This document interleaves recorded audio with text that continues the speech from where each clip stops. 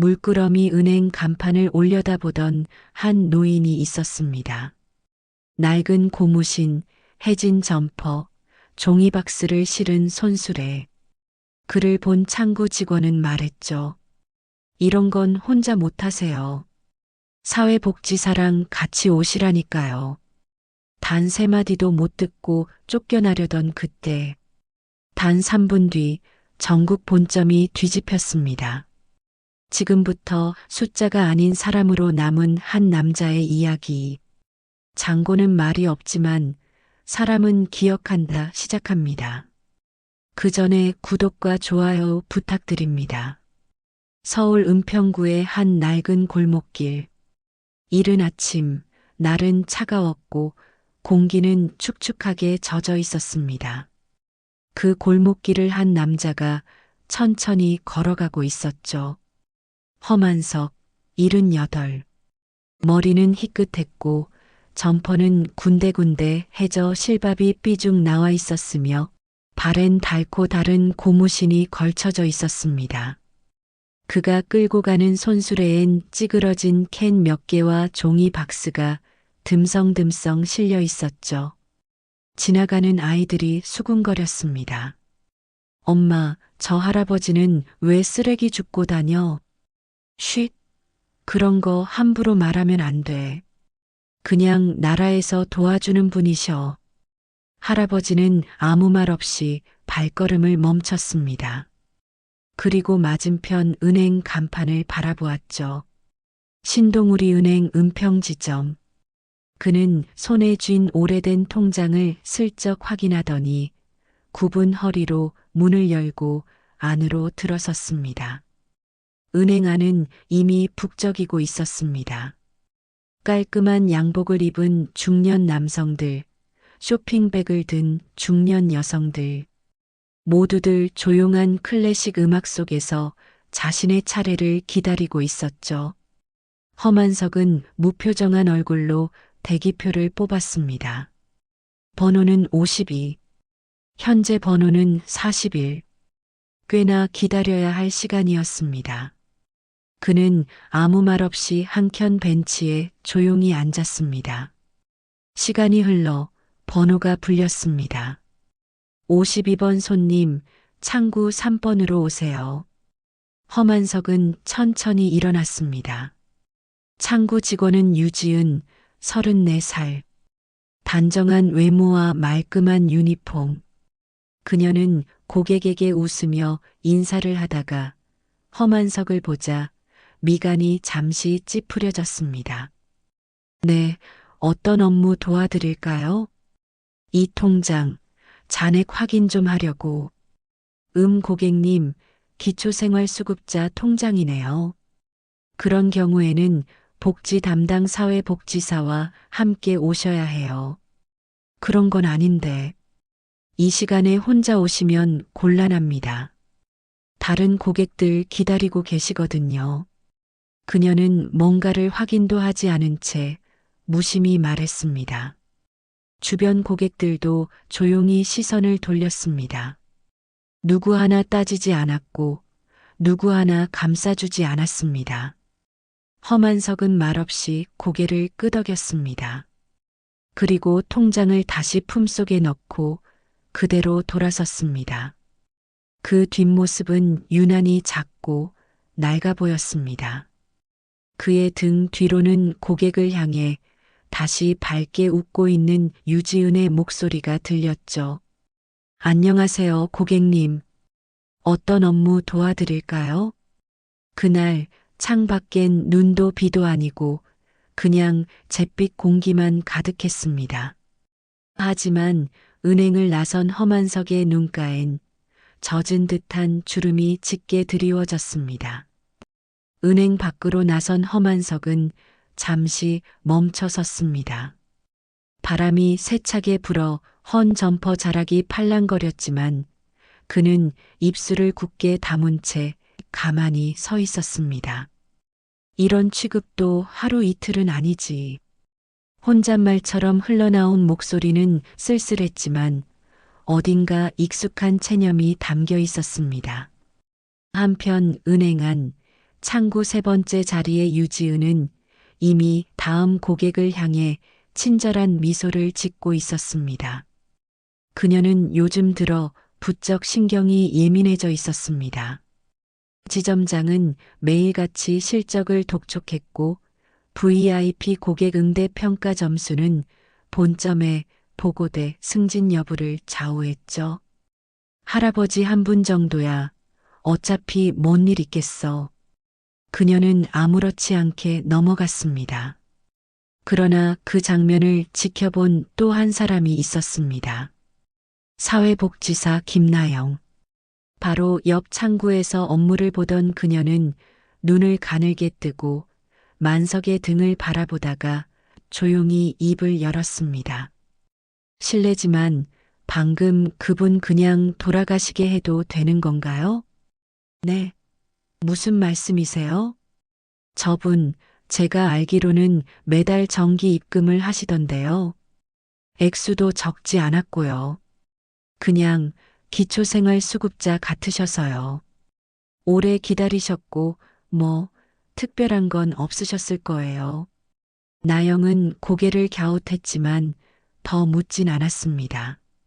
그녀도 이 세계에서 살아남으려면 어느 정도는 침묵해야 한다는 걸 알고 있었기 때문입니다. 같은 시간, 허만석은 집으로 향하지 않았습니다. 대신 한적한 골목 끝 오래된 찻집으로 들어갔습니다. 그는 단골 자리인 구석 테이블에 앉아 주인이 가져온 인삼차를 조용히 받아들었습니다. 오늘도 그 은행 다녀오셨어요? 찻집 주인은 조심스레 물었습니다. 응, 늘 그렇지 뭐. 허 선생님도 참 왜 꼭 그런 데서 일을 보세요. 요즘 같은 세상에 모바일 뱅킹도 있는데. 만석은 인삼차를 한 모금 마시며 작게 웃었습니다. 내가 움직여야 사람들 민낯이 보여. 다들 돈만 보지만 난 사람을 본다오. 그날 나한테 뭐라 했는지, 어떤 눈빛이었는지, 이 수첩에 다 적어놨지. 이 수첩 덕에 난 사람을 잊지 않소. 세상은 숫자로 나를 판단했지만 나는 기억으로 세상을 판단했지. 그의 손끝엔 오래된 수첩 하나가 들려 있었습니다. 한 장 한 장, 거기엔 날짜와 시간, 그리고 이름이 써 있었습니다. 그가 다녀온 곳들, 만난 사람들, 그리고 그들이 자신에게 어떤 말과 태도를 보였는지 그는 기억하는 사람이었습니다. 그리고 그날 저녁 서울 강북 신동우리은행 본점 5층 VIP 고객관리실 팀장님 이분입니다. 한 직원이 내민 종이에는 고객 이름 허만석, 계좌번호 5개, 총 예금 잔액 72억 원이 기재돼 있었습니다. 그리고 그 이름 옆에는 빨간 글씨로 이렇게 표시돼 있었습니다. 고액 기부자 프라이빗 우선 접촉 대상 서울 중구 신동우리은행 본점 그곳의 VIP 고객 관리실은 일반인 출입이 불가한 고급 공간이었습니다. 대리석 벽에 고요한 클래식 음악, 바리스타가 내린 핸드드립 커피. 이곳은 은행이 아닌 하나의 권력 공간이었죠. VIP 고객 관리팀 팀장 임선우는 테이블 위에 놓인 보고서를 바라보며 눈썹을 찌푸렸습니다. 지점 차원에서 이 고객을 모르고 있었다고? 예, 은평 지점입니다. 고객 정보는 분명 시스템에 등재돼 있었는데 최근에 상담 요청 후 되돌아가셨다고만 나옵니다. 임선우는 목을 축이며 말을 이었습니다. 허만석 씨는 우리가 관리하는 H등급 고객입니다. 게다가 매년 1억 원 이상 6년째 기부 중인 고액 기부자입니다. 이런 분을 우리가 창구에서 내보냈다고요? 회의실 안 공기가 순식간에 무거워졌습니다. 그리고 그날 오후 본점의 지시로 박 부장은 허겁지겁 은평지점 회의실로 불려 들어갔습니다. 부장님, 혹시 허만석 고객님 기억나십니까? 예. 그런 분이 있었던가. 어제 창구에서 돌려보낸 분입니다. 점퍼에 고무신, 손수레 끌고 오셨다던데요. 박 부장의 얼굴이 굳었습니다. 유지은 역시 그 자리에 함께 앉아 있었고 당황한 기색을 감추지 못했습니다. 지은 씨, 혹시 그날 상담 로그 기록 있나요? 네, 있습니다. 그런데 그분은 일반 예금 확인을 원하신 것 같아서 복지 업무라고 판단했는데. 복지요? 그분 다세대 건물 세 채에 보유 예금만 72억 원이에요. 임선우는 냉정하게 말을 덧붙였습니다. 게다가 매달 우리가 모르는 기부 계좌로 거액을 출금하고 계셨습니다. 전액 익명으로. 그런 분이 왜 대기표 뽑고 벤치에 앉아 있었는지 한번 생각해 보시죠. 그 순간 박 부장은 서서히 입술을 닫았고 유지은의 얼굴엔 피가 사라졌다. 그날 대기표 52번 그 번호가 지금 모든 사람을 움츠리게 했다. 지은의 손끝이 떨렸습니다. 그날 자신이 무시했던 허름한 점퍼의 노인. 그는 단지 외모가 아닌 기억을 가진 사람이었습니다. 그녀는 입술을 깨물며 고개를 숙였습니다. 그날 이후 우리는 숫자 앞에 사람을 잃고 있었단 걸 알게 됐습니다. 고객이 아니라 사람으로 돌아보는 법을 이제야 배우게 됐습니다. 박 부장은 뒤늦게 말을 꺼냈지만 이미 늦은 후회였습니다. 임선우는 조용히 말했다. 허만석 고객님께 정식으로 사과하셔야 합니다. 그리고 그 사과는 지점이 아닌 사람으로서 하셔야 합니다. 그날 오후 은행 직원 셋이 조심스레 은평의 한 허름한 골목을 찾아갔습니다. 헐벗은 담벼락 아래 작은 단독주택. 그곳이 바로 자산 72억 원의 주인이 사는 곳이었습니다. 해질 무렵 은평의 한 골목. 신동우리은행 은평지점의 박 부장과 유지은, 그리고 본점의 임선우. 팀장이 조심스레 낡은 담벼락을 따라 걸어 들어섰습니다. 그들의 발걸음은 묘하게 무거웠고 말 한마디조차 쉽게 내뱉지 못하고 있었습니다. 여기입니다. 주소 확인했습니다. 박 부장이 낮게 중얼이며 문 앞에 섰습니다. 철제 대문은 군데군데 녹이 슬어 있었고 초인종은 오래돼 눌러도 작게 삑 소리만 날 뿐이었죠. 잠시 후 안에서 발자국 소리가 들렸습니다. 문이 열렸고 낯익은 점퍼를 입은 허만석이 얼굴을 내밀었습니다. 누구세요? 그는 표정 하나 바꾸지 않은 채 말했습니다. 안녕하십니까, 고객님. 저희는 신동우리은행 은평지점 박 부장입니다. 이쪽은 본점 VIP팀 임선우 팀장님이고요. 그래서요? 만석의 눈빛은 고요했지만 분명히 선을 긋고 있었습니다. 유지은은 한 걸음 나섰습니다. 그리고 고개를 깊숙이 숙였습니다. 죄송합니다, 고객님. 제가 그날 너무 경솔하게 행동했습니다. 제대로 확인하지도 않고 외모만 보고 제가 많이 잘못했습니다. 만석은 그제야 천천히 문을 열었습니다. 그리고 손짓으로 그들을 안으로 들어오게 했습니다. 작고 오래된 방, 벽엔 군더더기 없이 딱 3장의 액자만 걸려 있었습니다. 자식도 없고 아내는 15년 전 떠났으며 지금은 홀로 조용히 사는 공간이었습니다. 여기까지 온 건 고맙소. 근데 내가 알고 싶소. 나 같은 사람한테 왜 사과까지 하러 오는 건지. 임선우가 조용히 대답했습니다. 선생님께선 저희 은행에서 가장 오래된 VIP 고객이시고 저희가 관리하는 고액 기부자 중 한 분이십니다. 그 말에 허만석은 피식 웃었습니다. 그걸 이제야 알았단 말이지? 박 부장은 허리를 숙인 채 말을 꺼냈습니다. 죄송합니다. 우리는 실적이 먼저였고 겉모습에 너무 익숙해져 있었습니다. 그는 잠시 침묵하더니 방 안쪽에서 오래된 서랍을 열어 통장 하나를 꺼냈습니다. 이거 내 첫 통장이요. 1983년에 만들었지. 그때도 이 은행이었어. 창구 직원이 이름 불러주고 커피도 줬지. 만석은 통장을 조용히 내려놓았습니다. 그땐 숫자보다 사람이 먼저였소. 이제는 사람이 숫자 뒤에 서 있는 것 같아서 좀 서글프더군. 그 말에 유지은은 눈시울을 붉혔습니다. 이 일이 있기 전까지만 해도 그녀는 고객을 분류하고 평가하는 게 직업이라 여겼습니다.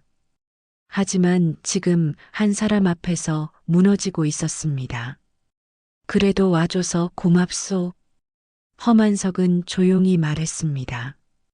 다음부턴 나 같은 사람 볼 때 한 번쯤은 통장보다 마음부터 보시오. 지은은 눈물을 삼킨 채 그 말의 무게에 무릎이 꺾일 뻔했습니다. 그제야 진짜 응대란 것이 숫자가 아니라 사람 앞에 선다는 걸 깨달았죠. 방 안은 조용했지만 그 말 한마디는 그 어떤 강연보다 무거웠습니다. 그리고 그 순간 창밖에는 조용한 빗방울이 떨어지기 시작했습니다.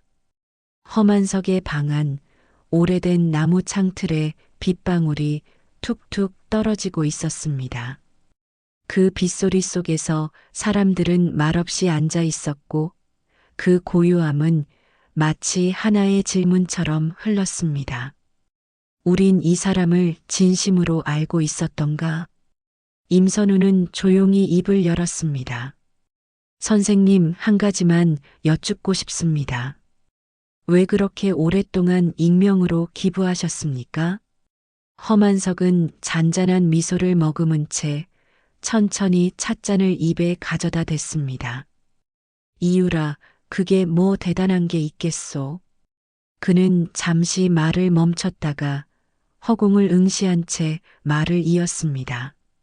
사람은 한 번쯤 무너져 봐야 옆 사람이 얼마나 소중한지 압니다.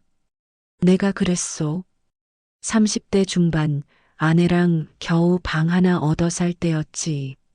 하루 벌어 하루 먹고 병원비에 쪼들려 있을 때 누가 5만 원을 주더이다. 그게 얼마나 큰 힘이었는지 잊을 수가 없었소. 그는 낡은 수첩 하나를 펼쳐 보였습니다. 거기엔 연도별 기부 기록이 날짜별로 정리돼 있었고 때때로 어느 동 주민센터, 소년 소녀가장 지원 같은 메모가 손글씨로 적혀 있었습니다. 지은은 그걸 보고 고개를 들 수 없었습니다. 허나 사람들 눈엔 그게 뭐 대단하겠소. 헌 점퍼 입고 다닌다고 돈이 없는 줄만 알지. 만석은 웃었지만 그 웃음엔 씁쓸한 울림이 있었습니다. 박 부장이 물었습니다. 그래도 은행에선 VIP로 특별 관리하겠습니다. 전용 창구 배정, 지정 상담 직원, 실시간 대응 모두 가능하도록 조치하겠습니다. 허만석은 손사래를 쳤습니다. 그럴 것까지는 없소. 내가 바라는 건 그런 게 아니오. 그럼 원하시는 건? 임선우가 조심스럽게 물었습니다. 은행이든 뭐든 사람 먼저 보라는 거요. 나처럼 말 수 없고 행색 초라한 사람일수록 속에 많은 걸 담고 있는 법이요. 그는 그렇게 말하며 창밖을 바라보았습니다. 빗물이 바닥에 떨어지며 고요하게 퍼지고 있었고 그 풍경은 왠지 모르게 평화로웠습니다. 그날 임선우는 본점 복귀 후 보고서를 작성했습니다. 보고서 마지막엔 이렇게 적혀 있었습니다. 진짜 자산은 숫자가 아니라 그가 남긴 말에 있었습니다. 그때부터 신동우리은행 VIP 관리 매뉴얼 제1조는 이렇게 바뀌게 됩니다. 고객은 통장이 아니라 사람입니다. 며칠 후 은평지점의 아침은 이전과 조금 달라져 있었습니다. 유지은은 여느 때처럼 단정히 제복을 갖춰 입고 출근했지만 마음가짐은 분명 어제와 달랐습니다. 그녀는 출입문 옆 고객 응대 수칙 앞에 잠시 서 있었습니다. 고객의 외모나 배경에 의해 차별하지 않는다. 이 짧은 한 줄이 이젠 그녀에게 가장 긴 문장처럼 느껴졌습니다. 그날도 은행은 북적였습니다. 누군가는 급히 대출을 상담하러 왔고 누군가는 환전 창구에 줄을 섰으며 또 누군가는 낡은 셔츠에 슬리퍼 차림으로 조용히 대기표를 뽑고 있었습니다. 지은은 그 손님의 번호가 자신의 창구 번호와 일치하자 바로 자리에서 일어났습니다. 52번 고객님, 이쪽으로 오세요. 손님은 잠시 머뭇거리더니 천천히 다가왔습니다. 그는 주름진 손으로 작은 통장을 내밀며 말했습니다. 그냥 잔액 좀 확인하려고요. 기계는 잘 못 써서. 지은은 환하게 웃으며 고개를 끄덕였습니다. 천천히 하셔도 괜찮아요. 저희가 도와드릴게요. 그 말에 남자는 의아한 표정을 지었지만 이내 감사한 눈빛으로 고개를 숙였습니다. 옆 창구의 동료가 그녀를 힐끔 보며 물었습니다. 지은 씨, 요즘 왜 이렇게 친절해졌어요? 지은은 웃으며 대답했습니다. 그냥 우리가 보고 있는 게 전부가 아닐 수 있단 생각이 들어서요. 동료는 농담처럼 말했지만 지은은 진심이었습니다.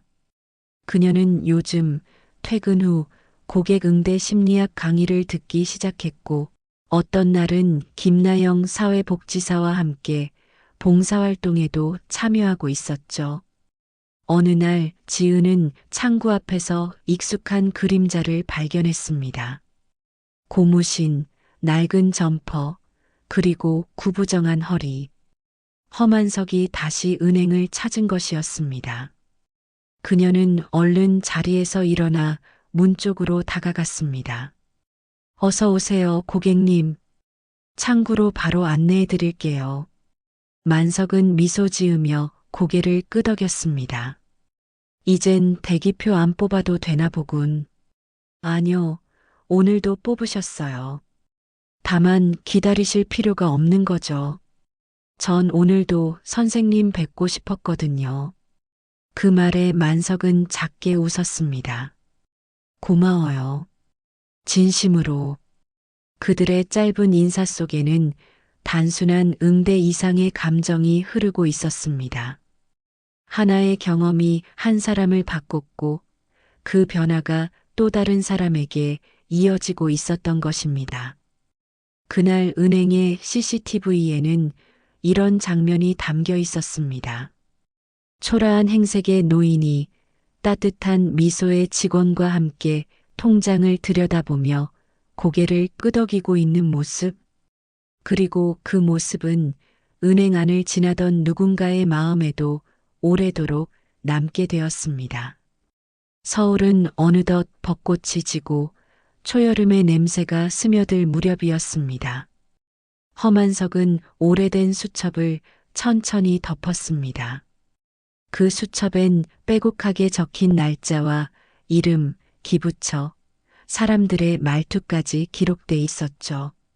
그는 수첩을 고이 서랍에 넣고 점퍼를 꺼내 입었습니다. 비록 해졌지만 여전히 몸에 잘 맞는 그가 세상과 마주할 때 입는 갑옷 같은 옷이었습니다. 그날은 은행에 중요한 일이 하나 있었습니다. 험한석의 마지막 기부 입금일. 그는 이미 몇 달 전 자산 정리를 마쳤고 남은 재산의 대부분을 세 곳의 사회복지기관과 장학재단에 익명으로 기부하기로 결정했죠. 단 하나의 조건만을 붙였습니다. 내 이름은 안 써도 좋으니 그 아이들 이름은 꼭 기억해달라고 해주시오. 지점에 도착한 그는 예전처럼 조용히 대기표를 뽑았습니다. 번호 16. 자리에 앉은 그의 손엔 도장이 찍힌 서류 봉투 하나가 들려 있었습니다. 16번 고객님, 창구 3번으로 오세요. 그 목소리는 유지은이었습니다. 그녀는 자리를 박차고 일어나 창구 앞으로 나와 만석을 직접 맞이했습니다. 어서 오세요, 선생님. 오늘은 특별한 날이시죠? 만석은 웃으며 고개를 끄덕였습니다. 그래요. 이제 진짜 끝을 보러 왔소. 그는 봉투를 건넸고 지은은 그 안에 든 서류를 조심스레 펼쳤습니다. 기부 이체 신청서, 지점 정결 동의서, 예금 해지 신청서, 모든 게 단정하고 꼼꼼하게 준비돼 있었습니다. 여기 도장 한 번만 더 찍어주시면 됩니다. 만석은 떨림 없이 도장을 찍었습니다. 그리고 조용히 말했다. 이젠 은행에 올 일이 별로 없겠지요. 그 말에 지은의 눈가가 살짝 붉어졌습니다. 그래도 가끔 오세요. 차 한 잔 대접할 수 있게요. 그는 대답 대신 가만히 손등을 내밀었습니다. 지은은 두 손으로 그 손을 꼭 잡았습니다. 고맙소. 당신 같은 사람이 있다는 걸 이제야 알게 됐소. 지점장은 직접 나와 만석을 배웅했습니다. 그가 은행 문을 나서는 순간 안쪽 벽면의 VIP 명단에서 그의 이름이 조용히 사라졌습니다. 그러나 은행 안 사람들의 기억 속에는 오히려 더 진하게 새겨지고 있었죠. 그날 저녁 지은은 자신의 업무 책상 서랍을 열다 작은 쪽지 하나를 발견했습니다. 누가 둔 건지 언제 둔 건지는 몰랐지만 분명한 필체로 이렇게 적혀 있었습니다. 돈은 움직이면 사라지지만 사람은 남는다. 사람을 기억하는 당신이 진짜 은행이요. 그녀는 한참을 그 쪽지를 바라보다가 조용히 수첩에 꾹 눌러 끼워 넣었습니다. 한 달 뒤 은평지점 로비엔 작은 변화가 있었습니다. 한쪽 벽면에 고객의 이야기라는 이름의 액자가 새로 걸렸고 그 안엔 흑백 사진 한 장과 손글씨가 담겨 있었습니다. 사진 속엔 낡은 점퍼에 고무신을 신은 노인이 창구 앞에서 웃고 있었고 아래엔 이렇게 적혀 있었습니다. 사람을 먼저 보는 은행이 되겠습니다. 유지은은 그 앞에서 잠시 걸음을 멈췄습니다. 사진 속 인물이 떠난 지 벌써 4주.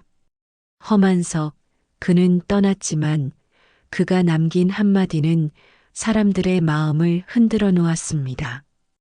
그가 마지막으로 남긴 72억의 대부분은 장학재단, 보육원, 저소득 노인 가정의 주거 환경 개선을 위해 사용됐고 지금도 신동우리은행의 이름으로 전해지고 있었습니다. 하지만 아무도 그 자산의 원주인을 묻지 않았습니다. 그는 익명의 얼굴로 떠났고 사람들은 그 따뜻함만을 기억했습니다. 지점장의 요청으로 지은은 은행 내 고객 응대 교육을 맡게 되었습니다. 첫 강의의 첫 문장은 이랬습니다. 우리는 통장 잔고를 보기 전에 그 손의 주름을 먼저 보아야 합니다. 그리고 어느 오후 익숙한 그림자가 은행 문 앞에 서 있었습니다. 나무 지팡이에 의지한 또 한 명의 노인이었죠. 다른 직원들은 바쁘게 지나쳤지만 지은은 곧장 다가갔습니다. 안녕하세요. 무엇을 도와드릴까요? 노인은 당황한 듯 웃으며 말했습니다. 그냥 잔액이나 좀 보려 했는데 복잡하네요. 기계보다 사람이 빠르죠. 제가 바로 도와드릴게요. 그 말에 노인은 천천히 고개를 끄덕였습니다. 요즘 같은 세상에 이렇게 맞아주는 곳도 있군요. 지은은 조용히 대답했습니다. 여긴 그런 곳입니다. 예전에도 지금도 앞으로도. 그 순간 그녀는 문득 생각났습니다. 잊을 수 없는 그 쪽지. 사람을 기억하는 당신이 진짜 은행이요. 그 말은 단순한 칭찬이 아니라 삶의 지침이었고 지금도 그녀의 손끝과 눈빛에 고스란히 살아 있었습니다. 창구 너머 숫자와 잔고는 여전히 오르내리고 있었지만 누군가에겐 그보다 더 깊이 새겨지는 말들이 은행 안을 천천히 채우고 있었죠. 그날 이후로 신동우리은행 은평지점은 조용히 불렸습니다. 사람이 먼저인 은행. 그 말은 어느 노인의 뒷모습에서 시작된 변화였습니다. 그 노인이 남긴 말은 이제 신동우리은행의 철학이 되었습니다. 사람을 먼저 기억하는 곳. 숫자보다 마음이 먼저 닿는 창구. 그가 남긴 잔고는 사라졌지만 사람은 여전히 남아 있었습니다. 이야기 잘 들으셨나요? 겉모습만 보고 쉽게 판단했던 한 사람의 선택이 어떻게 많은 사람을 바꿨는지 이 이야기가 여러분의 마음에도 오래 남기를 바랍니다. 구독과 좋아요 잊지 마시고요. 감사합니다.